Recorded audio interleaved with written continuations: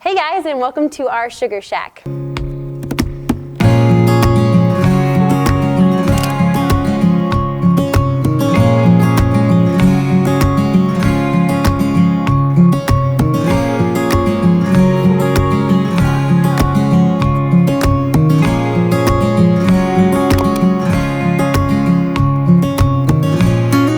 So before this building came to be what it is today, it used to be a place where you would make maple syrup. And I'll show you guys the big drum that they used when we get in there.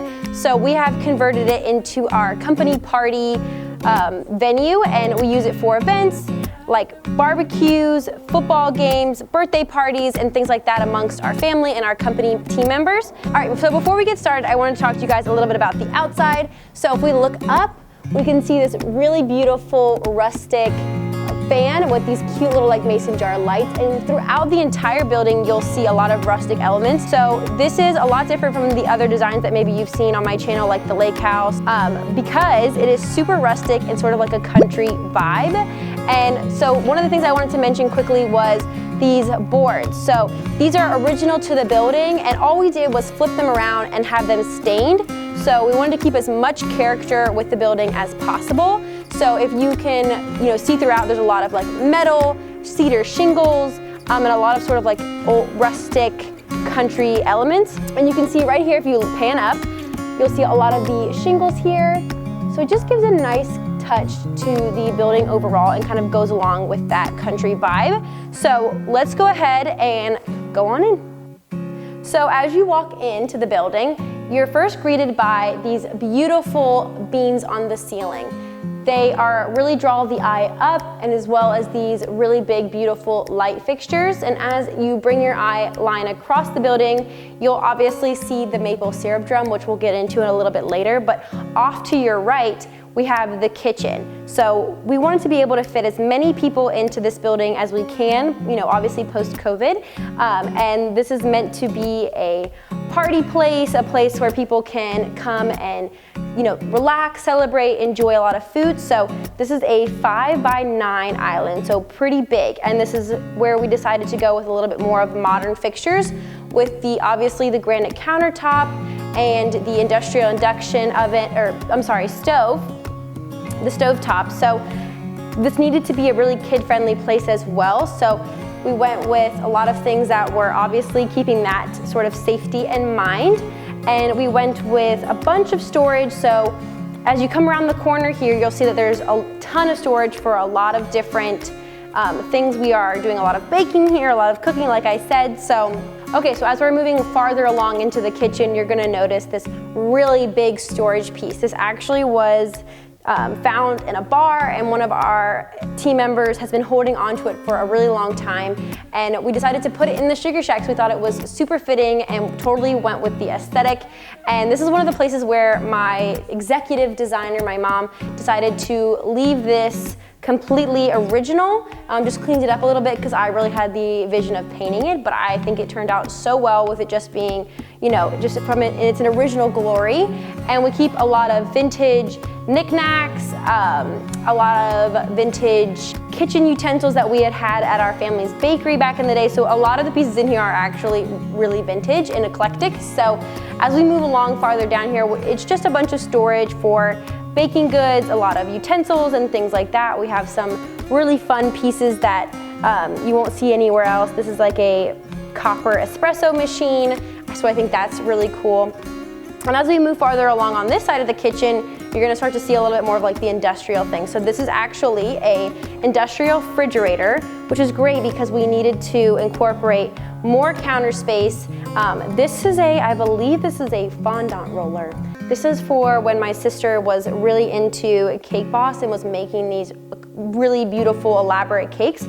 So if we ever have to, do a special occasion, we have the equipment for that. And another fun thing is that my mom used to own a bakery in Philadelphia, so a lot of this is from her bakery business. So we have, cooling racks here.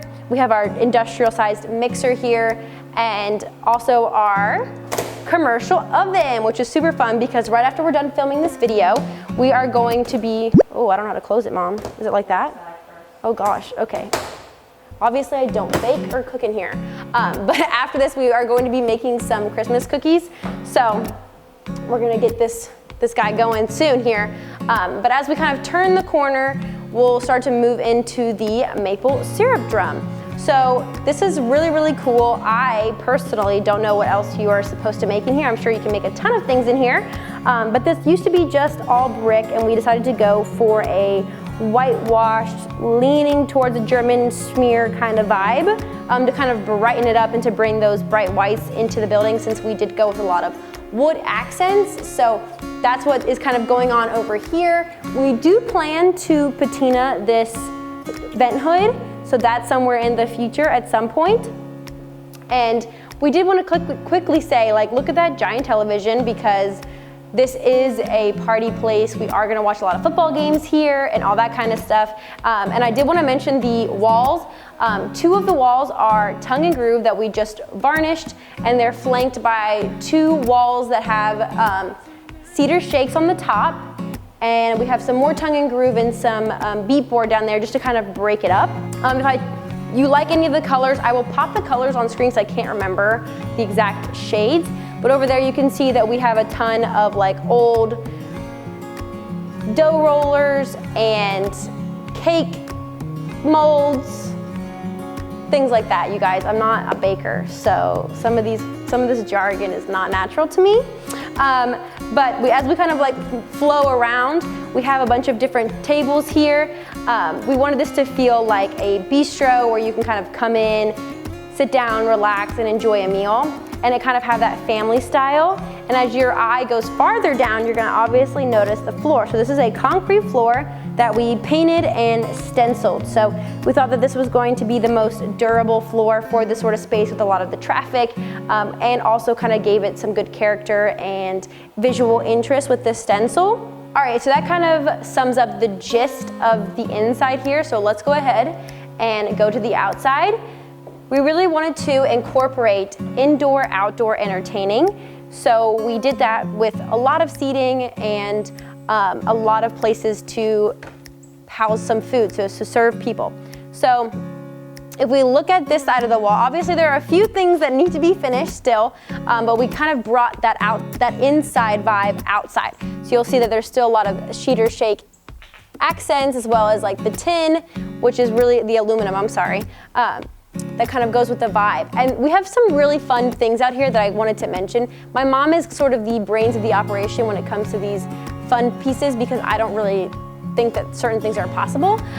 But this is actually a old mattress box spring, and it was just kind of lying around, and instead of just throwing it away, we decided to make it a sort of like art installation, if you will. And there are lights strung in there, so it's all woven, so when you do turn the lights on, it really has like this beautiful sort of iridescent sort of vibe when you turn it on. And there's lots of other cool things, like we have, if we look over here, we have this cute little dinner bell.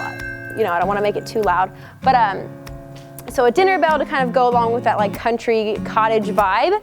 And we have all of these tables for seating out here, as well as these really cool bar tops. These bar tops were just like, you know, just solid pieces of wood, and we used a lot of burning. We burned a lot of the pieces in here. So a lot of the wood here has been burned to kind of give it that rich, deep, glossy look. So it kind of, and it also helps with the elements. You know, when it rains and things like that, it gives it a little bit more protection. Okay, so we have another seating and dining area out here. And like I had mentioned earlier, the sort of theme is that we take something and turn it into something new. So these are old electrical spools, okay? Ever heard that word before? Me neither. But somebody had donated them to us, and we turned them into bar tops. So that's really cool, but this is gonna be full of epoxy, and we put these little solo cups in here so that way it forms around the solo cup, and then you can eventually put an umbrella underneath or inside there for when it gets really, really hot outside. So yeah, this is like a nice little addition to the patio, just to give us some extra seating if somebody wants to sit outside, inside, wants to feel the breeze, whatever they may want. We are going to put some sort of a gondola? Pergola, not gondola is a boat. It's not.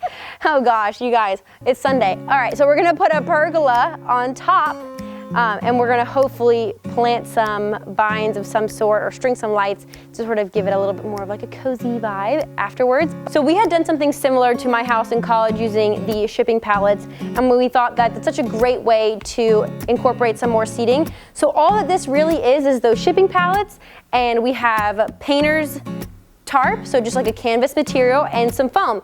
This could literally be made in a day. My mom could probably do it in a couple of hours, but it just provides some really great seating for everyone, because you're sitting here and you're gonna be watching games, you're gonna be hanging out, you're gonna be talking to people. So we needed to have some seating where there's a little bit of a backrest, where you can sit back and relax after eating, a heavy meal.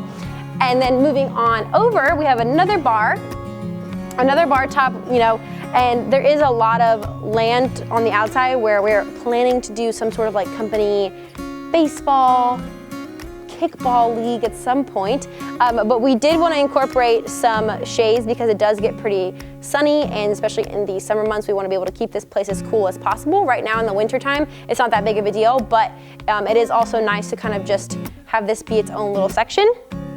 So if we move over here, we obviously needed a bathroom, you guys, and my mom had this wonderful idea of kind of going with the outhouse vibe, and so she added the cute little like moon door and the his and hers, so this is just like a community bathroom, and again, you can see the detailing of the burned wood and what kind of effect that creates. So as you come in, I'm sorry about the fan, we can't really do anything about that for sound, but I did want to quickly mention that this room is not entirely done, but there are a few things in here that my mom had such a wonderful idea that I wanted to share with you guys.